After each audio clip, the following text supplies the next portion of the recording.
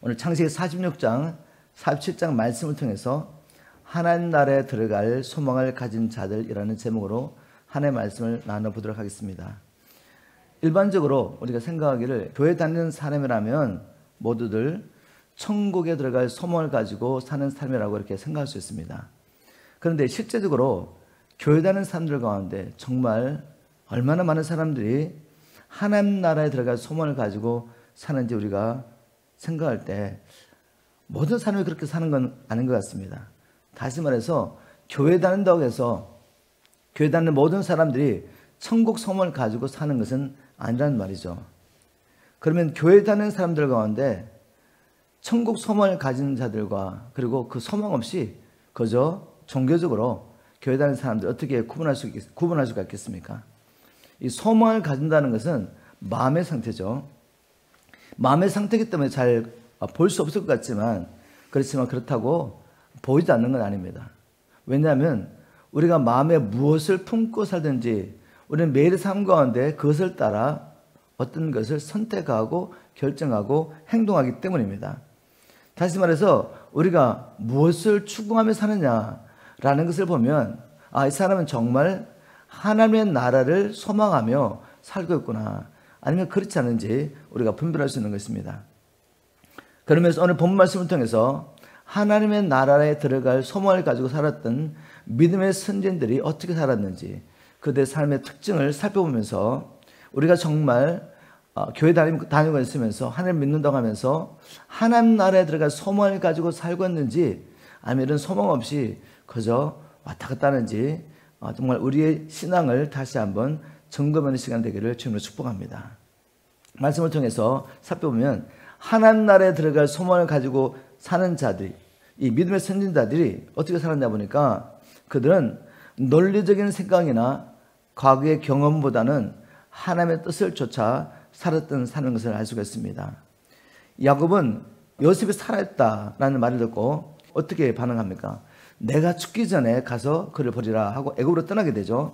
창세기 45장 28절에 이스라엘이 이르되 조카도다 내 아들 요셉이 지금까지 살아있으니 내가 죽기 전에 가서 그를 버리라 라고 말했습니다. 자, 그 당시 야곱의 논리적인 생각을 통해서 본다면 당연히 애굽으로 내려가야 되죠. 왜냐하면 죽었다고 생각했던 사랑하는 아들 요셉이 살아있다는 것을 듣게 됐습니다. 그것도 애굽의 총리가 되어서 지금 애굽을 다스리고 있다는 것을 듣게 됐습니다. 그러니 그 아들을 보기 위해서 가야 되죠. 그리고 2년 동안 가나안 땅에 기근이 있었습니다. 그래서 곡식이 없습니다. 그런데 이 기근이 앞으로 5년 동안 더 지속된다고 말하니까 당연히 자신과 자신의 가족의 생존을 위해서라도 애굽에 내려가는 것이 당연하죠. 그런데 야곱의 마음 가운데 두려움이 있습니다. 애굽에 내려가는 그것에 대한 두려움이 있습니다. 왜 그렇습니까? 아브라함과 이삭의 삶 가운데 어떤 일이 있었습니까? 아브라함의 때에도 기근이 있었는데 그 기근을 피하기 위해서 애굽에 내려갔다가 큰 어려움을 당했다는 것을 듣고 알고 있습니다. 아브라함이 살아있을 때 야곱도 살아있었죠. 즉 야곱이 15세가 될 때까지 아브라함이 살아있었습니다. 그래서 아브라함에 대한 얘기를 들은 거죠. 그리고 또 그의 아버지 이삭이 또 그때도 기근이 있어서 애굽으로 내려가려고 했을 때 어떻게 했습니까? 하나님께서 막으셨죠. 가나안 땅에 머물러 있어라. 애굽으로 내려가지 말고 가나안 땅에 머물러 있으라. 이런 이야기를 야곱이 몰랐습니까? 알고 있었죠. 할아버지와 아버지 때도 기근이 있어서 애굽으로 내려가려고 했을 때 하나님이 막으셨다는 것입니다. 그런데 지금 자기 논리로 보면 내려가는 게 맞는데 내려가려고 하니까 과거에 하나님께서 할아버지와 아버지의 삶 가운데 어떻게 인도하셨는가 생각할 때 당연히 두려움이 있겠죠. 자, 이 두려운 마음을 가지고 야곱은 하나님께 나가서 제사를 드렸습니다. 46장 1절에 보니까 이스라엘이 모든 소인을 끌고 떠나 브엘사바에 이르러 가기는 가야 되겠는데 마음에 두려움이 있습니다. 그래서 하나님의 뜻을 구하기 위해서 하나님 앞에 나갔습니다. 그랬더니 어떻게 했습니까? 그의 아버지 이삭이 하나님께 희생의 제사를 드리니라. 즉 하나님의 뜻을 구한 것입니다. 바로 그 밤에 주님께서 나타나셔서 이렇게 말씀하십니다. 46장 2절부터 4절 그 밤에 하나님이 이상 중에 이스라엘에게 나타나 이르되 야곱아 야곱아 하시니라. 야곱이 이르되 내가 여기 있나이다 하매 하나님이 이르시되 나는 하나님이라 내 아버지의 하나님이니. 이걸 강조하시죠. 나는 네 아버지 하나님이다. 그 아버지 하나님이 뭐라고 말씀하십니까? 애굽으로 내려가기를 두려워하지 말라. 내가 거기서 너로 큰 민족을 이루게 하리라. 야곱의 마음속에는 두려움을 간파하시고 하나님 그렇게 말씀하신 거죠. 그리고 내가 너와 함께 애굽으로 내려가겠고 반드시 너를 인도하여 다시 올라올 것이며 요셉이 그의 손으로 내 눈을 감기라 하셨더라. 자, 이 말씀을 통해 하나님 주시는 말씀을 한번 귀 기울여 보겠습니다. 애굽으로 내려가는 것을 두려워하고 있는 야곱에게 찾아오셔서 애굽으로 내려가기를 두려워하지 말라고 합니다. 자, 왜냐하면 이 하나님의 큰 그림 가운데 뭐가 있습니까? 창세기 15장에 야곱이 태어나기 전에 하나님은 아브라함에게 뭐라고 말씀하셨죠? 창세기 15장 13절 현대 성경에 보니까 내 후손들이 외국 땅에서 나그네가 될 것이다 라고 예언하셨습니다. 즉 하나님의 큰 그림 가운데는 이 아브라함의 후손이 애굽에 내려가는 것이 계획되어 있던 것입니다. 그런데 왜 그러면 과거에는 막았느냐? 그것은 아직 하나님의 때가 되지 않았기 때문에 아브라함과 이삭이 애굽으로 내려가려고 했을 때 하나님이 막으셨던 것입니다. 그러나 이제는 주님의 때가 되었습니다. 그래서 하나님께서 허락하셨던 거죠. 자, 여기서 우리가 하나님의 뜻을 분별하는 것 관련해서 이 사건을 통해서 하나님이 우리에게 주시는 메시지가 있습니다. 우리 삶 가운데도 뭔가 결정해야 되는 바로 하나님의 뜻을 우리가 분별할 때가 있죠. 그럴 때 우리가 어떻게 하나님의 뜻을 분별하는지 오늘 본문 말씀에 입각하겠지만 나눠보도록 하겠습니다. 우리 하나님의 뜻을 분별하기 여러 가지 방법이 있습니다. 근데 오늘 말씀 가운데 하나님께서 보여주신 이 사건을 통해서 우리 하나님의 뜻을 어떻게 분별할 수 있는지 알 수가 있습니다. 이 믿음의 조상들의 삶을 통해서 우리를 향하신 하나님의 뜻이 이루어지는 때가 있다는 것을 알 수가 있습니다. 아브라함과 아브라함의 가정을 향해서 하나님께서 애굽에 내려가는 것을 계획하셨습니다. 그런데 때가 있잖아요, 때. 그죠? 그 하나님의 때가 있는데 이 하나님의 뜻이지만 하나님의 때가 되지 않았는데 우리가 하나님 앞서가려고 할 때 어떻게 했습니까? 하나님은 아브라함도 막으시고 그리고 또 이삭도 막으셨죠. 그래서 비록 하나님의 뜻이지만 하나님의 때가 되지 않는데 우리가 그것을 행하려고 했을 때 하나님은 우리를 막으신다는 것입니다. 자, 이런 때 우리가 이 약속의 말씀에 굳게 서 있지 않다면 어떻게 되겠습니까? 하나님의 약속을 의심합니다. 분명히 하나님의 뜻인 줄 알았는데 이렇게 행하려고 할 때 하나님이 막으셨어요. 그래서 하나님의 뜻이 아닌가? 라고 의심하면서 하나님의 뜻을 버리는 경우가 참 많이 있습니다. 바로 믿음이 연약할 때 하나님께서 주신 약속에 굳게 서지 않을 때 바로 하나님의 때가 아니기 때문에 허락하지 않았는데 우리는 오해하는 것이죠. 이게 하나님의 뜻이 아닌가 보다. 그래서 우리가 이 하나님의 뜻을 분별하는 것과 관련해서 기억할 것은 뭔가 하면 하나님의 뜻이지만 때가 되지 않으면 하나님 허락하지 않는구나. 그렇다면 우리에게 뭐가 필요하겠습니까? 하나님의 약속을 끝까지 붙잡고 인내하는 믿음이 필요한 것입니다.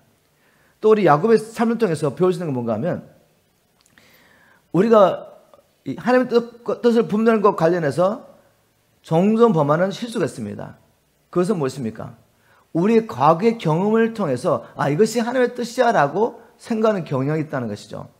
바로 야곱의 경우가 바로 그것입니다. 야곱은 할아버지와 아버지의 삶 가운데 있었던 그 사건들을 통해서 애굽으로 내려가는 것은 하나님의 뜻이 아닌가 봐 라는 생각이 있습니다. 왜요? 하나님께서 아브라함이 애굽에 내려갔을 때 어려움을 당하게 하셨잖아요. 그리고 이삭의 이야기를 들어보니까 아버지 이야기를 들어봐도 기근을 때 애굽에 내려가는 것을 하나님 막으셨다는 것이죠. 바로 그 과거의 경험을 통해서 애굽으로 내려가는 것은 하나님의 뜻이 아닌가 봐 라고 생각하니까 야곱이 애굽으로 내려갈 때는 바로 하나님의 뜻이고 때인데도 불구하고 마음에 두려움이 있는 것입니다. 우리의 마음 안에 평강이 없다든지 두려움이 있다는 것은 무엇입니까? 뭔가를 행하려고 하는데 우리의 마음 가운데 두려움이 있고 평강이 없다는 것은 지금 우리의 생각이 하나님의 뜻과 일치하지 않고 있는 것이죠. 즉 하나님은 우리의 마음에 이 상태를 통해 말씀하십니다. 내 마음에 평강이 없다면 지금 내가 생각하고 있는 것이 하나님의 뜻과 일치하지 않기 때문에 그렇습니다. 이럴 때 하나님 앞에 기도를 해봐야죠. 야곱의 경우는 야곱이 애굽으로 내려가는 게 하나님의 뜻이죠. 그런데 과거의 경험 가운데 자꾸만 하나님의 뜻이 아니라고 생각하니까 마음에 평강이 없던 것입니다. 여러분, 이러한 때 우리가 어떻게 해야 합니까? 주님, 내가 이런 행하려고 하는데 마음에 평강이 없습니다. 어떻게 됩니까? 주님 앞에 기도해야죠. 야곱은 기도했습니다. 하나님 앞에 기도했을 때 하나님께서 분명하게 하나님 뜻이 무엇인지 알려주셨습니다.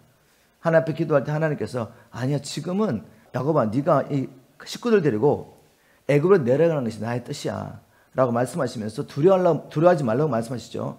그리고 내가 함께 있으면서 내가 반드시 너희들을 이제 약속의 땅으로 인도해 주겠다라고 약속하셨습니다.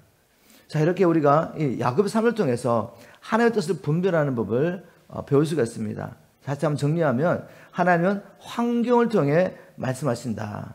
그리고 또 하나님은 우리의 마음의 상태를 통해서 이것이 하나님의 뜻이 아니라는 것을 깨닫게 했습니다. 마음에 평강이 없습니다. 그렇다면 어떻게 해야 됩니까? 기도할 때 하나님께서 우리에게 말씀하시고 우리를 인도해 주신다는 거죠. 한 가지 더 중요한 건 뭔가 하면 우리가 하나님의 뜻을 분별하려고 할 때 우리의 마음과 어떤 감동이 있었습니다. 근데 그 감동을 따라 행동하기 전에 또 뭐를 봐야 되냐면 하나님께서 과거에 우리에게 어떻게 말씀하셨는지, 즉 하나님의 큰 그림 안에서 지금 내 안에 있는 감동이 하나님의 뜻인지 분별해야 됩니다. 이런 요소들이 야곱의 삶 가운데 있었던 것을 우리가 알 수가 있습니다. 자, 우리 다시 본문으로 들어가서 지금 이 사건을 통해 지금 오늘 우리 주제와 관련해 주기 원하시는 말씀, 하나님의 나라를 소망하며 살았던 믿음의 선진들의 삶 가운데 나타났던 특징, 바로 그것이 우리에게 있어야 되는데 그것은 바로 하나님의 나라를 소망하며 살았던 믿음의 선진들은 자기의 생각이나 경험을 따라 행동하지 않았다는 거죠. 하나님의 뜻을 찾았습니다. 하나님의 뜻을 찾고 그것이 확인됐을 때 행동했다는 것을 볼 수가 있습니다. 우리 삶 가운데 적용해 보겠습니다. 나는 범사에 나의 논리적인 생각이나 나의 과거의 경험을 따라 살고 있습니까? 아니면 범사에 하나님의 뜻을 구하고 있습니까? 우리가 습관적으로 무엇을 따라 사는지를 보면 우리가 하나님의 나라를 소망하며 사는지 그렇지 않은지 알 수가 있습니다. 또 두 번째로 이 하나님의 나라에 들어갈 소망을 가지고 살았던 믿음의 선진이 어떻게 살았는지 보겠습니다. 그들은 시대를 막론하고 하나님의 나라를 소망하며 살았던 믿음의 사람들은 주의 백성들을 일으킬 목적으로 하나님께서 이 땅에 번을 받았던 자임을 알 수가 있습니다. 즉 하나님의 나라에 들어갈 소망을 가지고 살았던 자들은 이 땅에 사는 목적이 분명했다는 거죠. 다시 말해서 하나님께서 이 땅에 믿음의 사람들을 두신 목적은 바로 하나님의 백성을 일으키기 위한 것을 우리가 말씀을 통해 알 수가 있습니다. 46절 3절 말씀으로 돌아가면 애굽으로 내려가기를 두려워하지 말라라고 말하면 하나님이 뭐라고 말씀하시죠? 내가 거기서 너로 큰 민족을 이루게 하겠다. 애굽에 보내신 목적, 애굽에 두신 목적이 무엇입니까? 야곱이 큰 민족을 이룬다는 것입니다. 자, 우리가 이 하나님의 약속의 말씀이 어떻게 성취됐는지 이 말씀을 통해 확인할 수 있습니다. 창세기 46장 27절에 보니까 이렇게 기록하고 있습니다. 애굽에서 요셉이 낳은 아들은 2명이니 야곱의 집 사람으로 애굽에 이른 자가 모두 70명이었다. 지금 야곱이 애굽으로 이민을 가는데 남자의 수를 세어봤더니 70명이었습니다. 근데 이 70명이 400년, 약 400년 지난 동안에 60만 명으로 늘어나는 것을 보게 되죠. 출애굽기 1장 7절 이스라엘 자손은 생육하고 불어나 번성하고 매우 강하여 온 땅에 가득하게 되었더라. 출애굽기 12장 37절에 보니까 이스라엘 백성은 람셋을 떠나 숫곳으로 향하였다. 이들은 여자들과 아이들을 제외한 성인 남자들만 60만 명이었다. 70인이 애굽으로 내려갔는데 약 400년이 지나고 난 다음에 출애굽할 때 보니까 몇 명이 됐다고요? 여자들과 아이들을 제외한 성인만 60만 명으로 불어난 것입니다. 정확하게 60만 3,500명이죠. 그러면 여자와 아이들 그리고 장정뿐만 아니라 노인분들과 다 합치면 약 300만 명의 사람들이라고 추측하죠. 300만 명의 사람으로 번성한 것입니다. 그런데 이런 역사가 일어나기 위해서 이게 자연적인 현상으로 된 것이 아닌 걸 알 수가 있죠. 왜냐하면 이 마귀라는 존재는 야곱의 가정이 큰 민족이 일어나서 하나님의 백성이 되는 것을 두고 볼 수가 없습니다. 어떻게든 막아야 되죠. 그래서 애굽의 왕들 가운데 요셉을 알지 못하는 왕들을 나서 출길장에 보니까 하나의 백성들, 이스라엘 백성들 억압합니다. 심한 노동으로 학대를 하면서 생육하고 번성하지 못하도록 억압하죠. 그래도 계속해서 번성하니까 어떻게 했습니까? 이제는 아예 이스라엘 민족 가운데 남자아이가 태어나면 다 나일강에 갖다 버리라고 명령하면서 남자아이들을 씨를 말리려고 하죠. 이런 마귀의 역사에도 불구하고 출애굽할 때 보니까 60만 3,500명이 나왔다는 건 뭐죠? 아, 하나님이 정말 함께 하셨구나 라는 걸 알 수가 있습니다. 하나님이 함께 하지 않았다면 번성할 수가 없었던 것이죠. 야곱의 가정이 하나님의 백성으로 일어날 수가 없었던 것입니다. 자, 그런데 이 야곱의 삶을 살펴보면 하나님께서 처음부터 야곱의 아들들, 12아들들을 12조상으로 세워가지고 이스라엘 민족을 이렇게 계획 가지고 계셨다는 것을 우리가 알 수가 있습니다. 창세기 28장을 한번 돌아가 보면 야곱이 형을 피해가지고 하란 삼촌의 집에 갈 때 베델에서 하나님을 만나게 되죠. 그때 하나님께서 야곱이 이렇게 말씀하십니다. 내 자손이 땅의 티끌같이 되어 내가 서쪽과 동쪽과 북쪽과 남쪽으로 퍼져 나갈 것이며 땅의 모든 족속이 너와 내 자손으로 말미암아 복을 얻으리라. 네 백성이 동서남북으로 확장될 거야. 그리고 나는 너의 후손을 통해서 열방을 축복할 거야 라고 야곱의 가정을 택하신 것을 알 수가 있습니다. 바로 이런 뜻이 이루어지도록 하나님께서 야곱에게 이렇게 약속하셨죠. 창세기 18장 15절 내가 너와 함께해서 내가 어디로 가든지 너를 지키며 너를 이끌어 이 땅으로 돌아오게 할지라. 내가 내게 허락한 것을 다 이룰까지 너를 떠나지 아니하리라 한지라. 하나님이 함께 하시겠다고 약속했습니다. 여러분, 제가 왜 하나님이 야곱을 택하셔서 하나님의 큰 민족을 이루실 이 목적을 가지고 야곱을 애굽에 두셨다는 것을 강조하면서 지금 이렇게 말씀을 나눈 줄 아십니까? 왜냐하면 이 야곱의 삶을 통해 우리가 알 수 있는 것은 야곱을 택하시고 야곱을 애굽에 두신 하나님께서 우리를 택하시고 불러주셔서 우리를 세상에 두셨다는 것을 보여주기 원한 것입니다. 세상에 두신 목적이 무엇입니까? 야곱을 애굽에 두신 목적과 똑같습니다. 하나님은 이 시대에 우리를 통해 자기의 백성을 일으키를 원하시는 거죠. 요한복음 15장 16절에 예수님께서 제자들에게 나누신 말씀 가운데서 우리가 동일한 하나님의 계획을 볼 수가 있습니다. 예수님이 제자들에게 이렇게 말씀하십니다. 너희가 나를 택한 것이 아니요 내가 너를 택하여 세웠나니. 하나님께서 우리를 택하신 것이지 우리가 하나님을 선택하려고 처음부터 시작한 적은 없습니다. 창세전에 하나님이 우리를 택하시고 또 때가 되면 복음을 듣게 하시고 우리의 마음 가운데 하나님을 만나고 싶은 마음을 주셔서 우리가 하나님을 만나게 된 것입니다. 하나님이 우리를 택하신 목적이 무엇입니까? 이는 너희로 가서 열매를 맺게 하려 함이라. 우리를 보내셔서 세상에 보내셔서 열매를 맺게 하기 위해서 하나님 우리를 택하셨다고 말씀하십니다. 예수께서 말씀하신 열매는 무엇입니까? 그것은 다른 것이 아닙니다.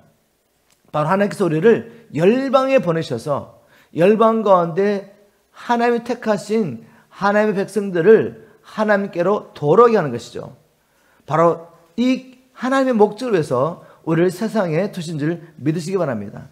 이것은 또한 예수님께서 제자들을 세상에 보내시면서 주신 지상 명령과 명령 속에서도 발견할 수 있습니다. 마태복음 28장 19절 20절 그러므로 너희는 가서 모든 민족을 제자로 삼아 아버지 아들과 성령의 이름으로 세례를 주고 내가 너에게 분부한 모든 것을 가르쳐 지키게 하라. 동일하죠. 계속해서 성경 말씀을 통해 하나님 우리를 택하시고 불러주신 목적, 우리를 예수 그리스도 안에서 구원하신 목적은 열방에 보내는 것입니다. 야곱을 애굽에 보낸 것처럼 우리를 세상에 보내셔서 그 가운데서 우리가 큰 민족으로 일어나기를 원하시는 거죠. 그런데 이것이 우리 힘으로 되겠습니까? 야곱이 큰 민족으로 일어나는 것이 야곱의 노력으로 가능한 일입니까? 아니죠. 마귀라는 존재가 이것을 방해하기 때문에 하나님이 함께하지 않으시면 불가능한 것입니다. 열방 가운데서 하나님의 백성을 일으키는 것 우리 힘으로 불가능합니다. 우리의 열심과 노력으로 가능하지 않죠. 그래서 하나님께서 마태복음 28장 20절 마지막 분에 이렇게 약속하시죠.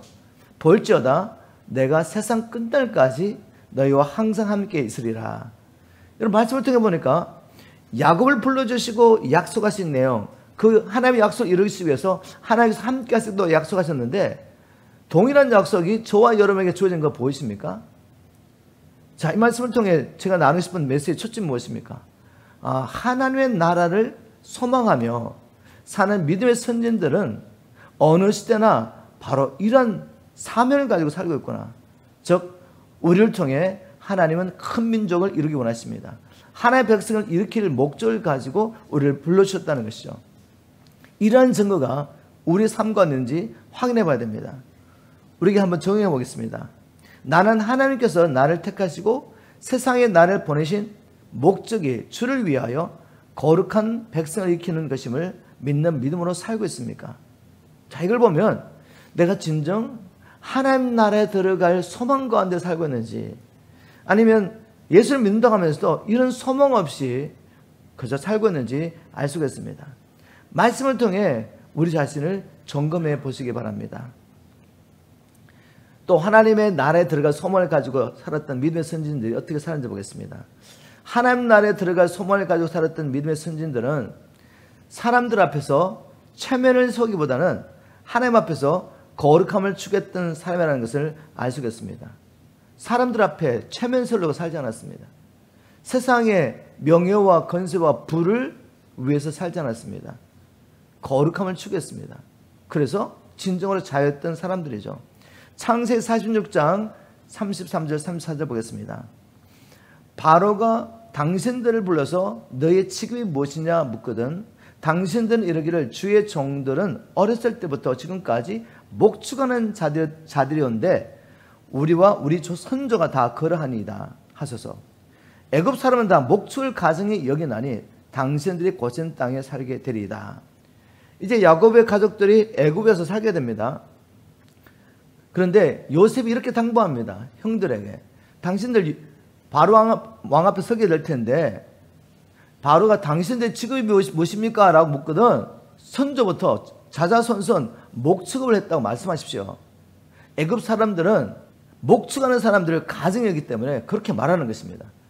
여러분 이 논리로 생각할 때 오히려 그걸 피해야 되지 않나요?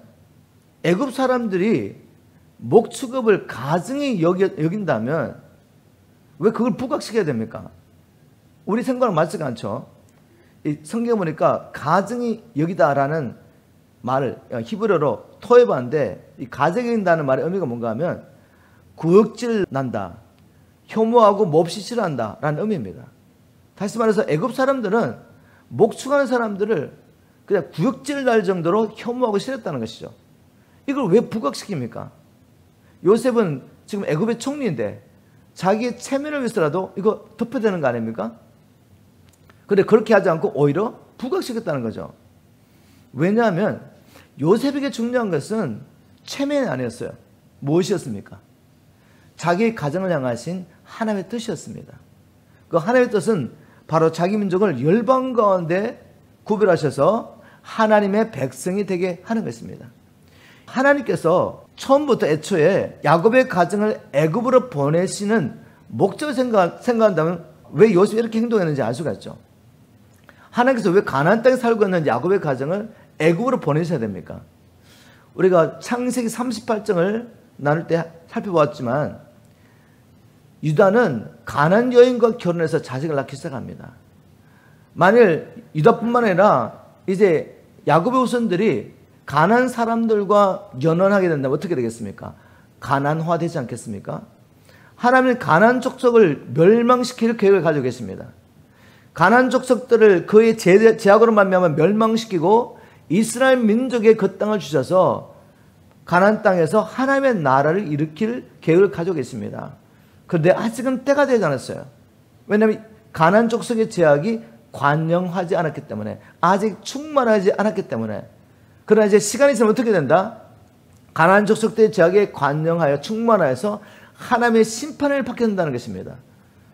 그런데 야곱의 족속들이, 야곱의 가정의 식구들이 가나안 족속들과 결혼해가지고 이제 가나안하게 되면 어떻게 됩니까? 야곱의 족속들을 하나님의 백성들을 세워서 열방을 하나님께 회복하기 원하시는 하나님의 계획은 방해를 받게 되는 것입니다. 이것을 피하기 위해서 지금 애굽 땅에 보내시는데, 애굽 땅에 들어가서도 애굽 사람들과 연혼을 하게 되면 어떻게 됩니까? 애굽화 되잖아요. 결국 여기서나 거기서나 결과는 똑같다는 것이죠. 그렇다면 애굽 땅에 살면서도 애굽 사람들과는 완전히 분리되어 살게 하는 것입니다. 그 방법은 바로 애굽 사람들이 가증하게 여기는 이 목축업을 부각시키는 것이죠. 그래서 결국 애굽 땅에 살면서도 애굽 사람들과는 완전히 구별된 고센 땅에 살게 될 것을 요셉은 알았던 것입니다. 요셉의 마음에 뭐가 있었습니까? 애굽의 총리였습니다. 체면을 생각하지 않았습니다. 뭘 생각했습니까? 하나님의 뜻을 생각했던 것입니다. 거룩함과 순결함을 어떻게 지킬 수 있을까? 그걸 생각했던 것이죠. 그래서 오히려 애굽 사람들이 가정에는 그 직업을 부각시킨 것입니다. 여러분, 이것을 한번 우리에게 정했으면 좋겠습니다. 나는 정말 하나님 나라에 들어갈 소망 가운데 살고 있는지, 이것을 우리가 확인해 봐야 되잖아요. 그렇다면 우리는 믿음의 조상들처럼 요셉처럼 살아야 됩니다. 내가 무엇인가 결정을 해야 할 때 나에게 가장 중요한 것은 세상 사람들이 중요하다고 생각하는 체면입니까? 여러분, 생각 밖으로 예수를 믿는다 하면서도 우리가 이 체면을 생각하면서 어떤 일을 결정할 때가 얼마나 많은지 몰라요. 아니면 또 재물입니까? 명예입니까? 권세입니까? 아니면 우리에게 가장 중요한 것은 세상과 구별된 거룩함과 순결함 이것입니까? 이 거룩함과 순결함을 지키기 위해서 우리가 어떤 것을 결정하냐 이거죠. 혹시 우리는 체면이나 세상 재물이나 명예나 권세를 얻기 위해서 거룩함과 순결함을 포기하지는 않습니까? 자, 오늘 말씀을 통해 우리가 무엇을 꿈꾸며 소망하며 사는지 우리 자신을 분별할 수 있기를 지금 축복합니다. 천국을 소망하며 살았던 믿음의 선진들은 사람의 체면이나 세상 재물이나 부경화를 추구하지 않고 거룩함을 추구했던 사람인 것을 알 수가 있습니다. 또 말씀을 돌아와서 우리 하나님 나라에 들어갈 이 소망을 가지고 살았던 믿음의 선진들이 어떻게 살았는지 보겠습니다. 그들은 이 세상을 떠나는 순간, 바로 그 순간에도 그들이 평생 사모했던 하나님의 나라를 증거하고 세상을 떠났다는 것을 알 수가 있습니다. 즉 임종의 순간에도 후손들이 지켜보는 앞에서 그들이 이 세상에서 무엇을 소망하며 살았던지 증거했다는 것입니다. 그리고 후손들에게도 이 날을 꿈꾸도록 증거하며 도전하며 세상을 떠났다는 것을 알 수가 있습니다. 우리 창세기 47장 29절 30절을 보겠습니다. 야곱은 요셉에게 자신이 죽은 후에 자신을 애굽 땅에 묻지 말고 가나안 땅에 묻어달라고 부탁하는 내용을 우리가 볼 수가 있죠. 29절, 이스라엘이 죽을 날이 가까우매 그의 아들 요셉을 불러 그에게 이르되 이제 내가 내게 은혜를 입었거든 청하노니 내 손을 내 허벅지 아래에 넣고 인애와 성실함으로 내게 행하여 애굽에 나를 장사하지 아니하도록 하라. 내가 조상들과 함께 눕거든 너는 나를 애굽에서 메어다가 조상의 묘지에 장사하라. 요셉이 이르되 내가 아버지의 말씀대로 행하리다. 자, 이렇게 한번 질문해 봅니다. 야곱은 왜 요셉에게 편안하게 그냥 애굽에 장사되지 굳이 내가 죽거든 애굽에 묻지 말고 그 가나안 땅 할아버지가 샀던 그 막벨라 굴이죠. 막벨라 굴에 묻어달라고 부탁했을까? 두 가지 이유가 있습니다. 첫째는 야곱은 하나님께서 그와 그의 후손들에게 가나안 땅을 영원한 기업으로 주리라라고 약속하신 것을 믿었기 때문에 그 믿음으로 애굽 땅에 묻히기보다는 하나님께서 약속하신 그 땅에 묻히기를 원했던 것입니다. 즉 하나님의 약속을 믿었던 것입니다. 하나님께서 그와 그의 후손에게 이 가나안 땅을 영원한 기업으로 주라는 것을 믿었던 것이죠. 그리고 둘째로는 자손들에게 이 애굽 땅의 풍요 가운데 살면서도 하나님의 약속을 기억하도록 도와주기 원했던 것입니다. 왜 우리의 믿음의 조상 아브라함과 이삭과 야곱이 막벨라굴에 묻혀 있을까? 특별히 애굽에 살았던, 애굽에서 살면서 애굽에서 죽었던 우리의 조상 야곱이 애굽 땅에 묻히지 않고 굳이 가나안 땅에 묻히기를 원했을까? 이걸 생각나게 하는 것입니다. 후손들에게 하나님의 약속을 기억하게 하려고 바로 그 가나안 땅에 묻히기를 원했던 것입니다. 우리 역사를 보면 야곱의 후손들이 애굽 땅에서 편안하게 살 동안에는 이 약속을 기억하지 못합니다. 그런데 애굽 땅에 왕들 가운데 이스라엘 민족을 핍박한 자들이 일어나면서 이 고난 가운데서 하나님의 약속을 기억하는 것을 보게 됩니다. 출애굽기 2장 23절 열해 후에 애굽 왕은 죽었고 이스라엘 자손은 고된 노동으로 말미암아 탄식하며 부르짖으더니 그 고된 노동으로 말미암아 부르짖는 소리가 하나님께 상달된지라. 바로 이 고난 가운데서 약속을 기억하는 것이죠. 오늘날도 마찬가지인 것 같습니다. 우리가 하나님의 택함을 받은 자라도 고난이 없을 때, 세상에서 평안할 때는 하나님을 찾기가 정말 어렵습니다. 그런데 하나님이 택하신 백성인데 자꾸만 하나님을 떠나는 거죠. 교회는 다니는데 형식적으로 종교로 살고 있지 하나님을 만나지 못했습니다. 그래서 사명을 망각하고 그냥 세상의 풍요로움을 누리고 살고 있는 거죠. 그리고 하나님 앞에 나가서 기도하지만 하나님의 나라는 아무런 관심이 없고 자기를 위해서 세상의 풍요를 위해서 간구합니다. 하나님 어떻게 하시죠? 고난을 허락하시는 거죠.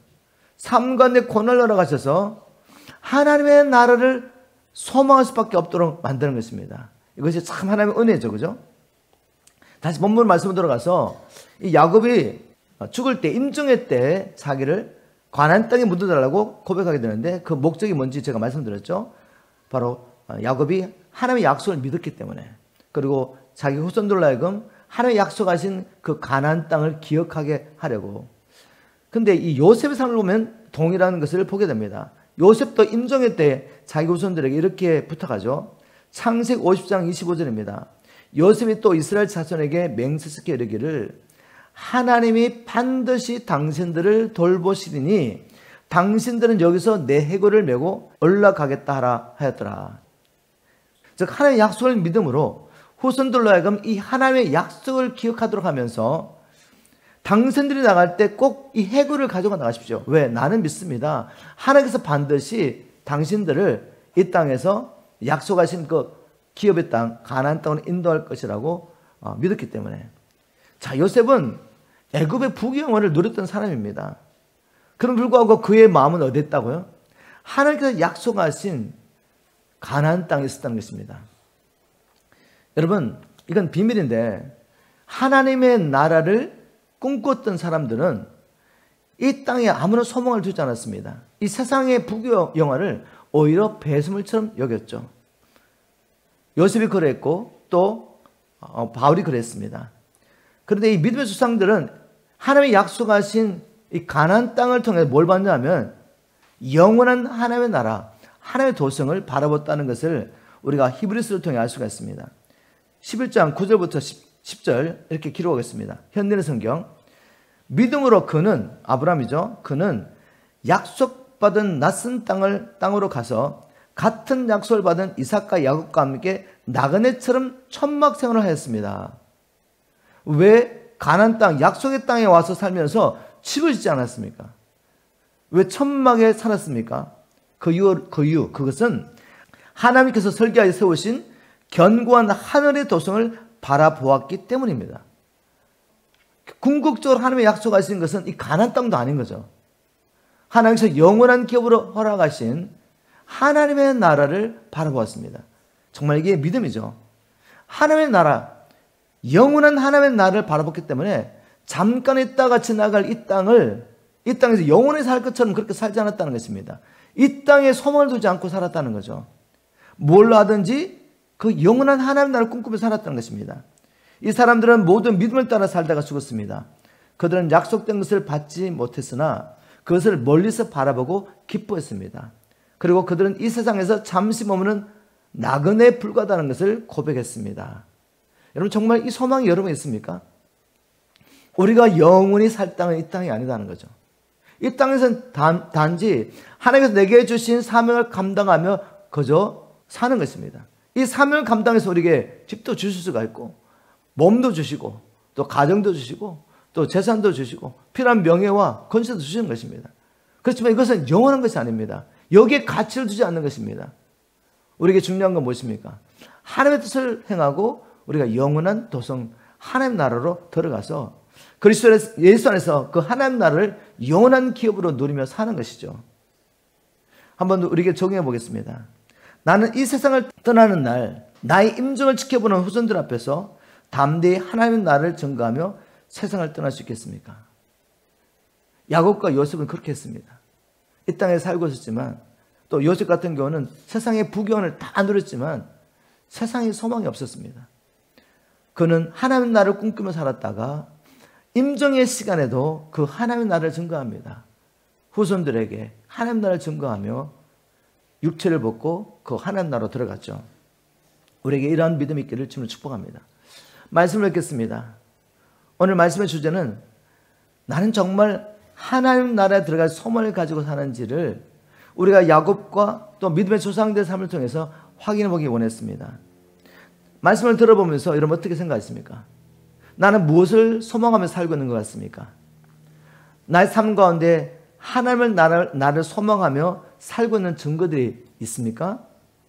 나는 내 생각이나 내 경험을 따라 행하기보다는 하나님의 뜻을 따라 행하기를 힘쓰고 있습니까? 이런 증거가 있습니까? 나는 중요한 결정을 해야 할 때 세상의 체면이나 재물이나 권세나 또 명예보다도 정말 거룩함과 순결함을 지키는 것을 중요하게 생각하고 살고 있습니까? 무엇보다 나는 임종의 때 나의 후손들 앞에서 나는 평생을 하나님 나라에 들어갈 소망을 품고 살았다.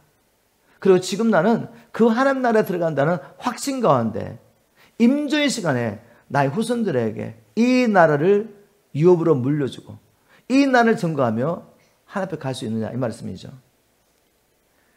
우리는 에녹처럼 이 세상에 살아있는 동안에 하나님을 믿는 믿음의 증거, 내가 하나님의 나라를 소망하며 꿈꾸며 살고 있다는 이 믿음의 증거를 분명히 보여줘야 됩니다.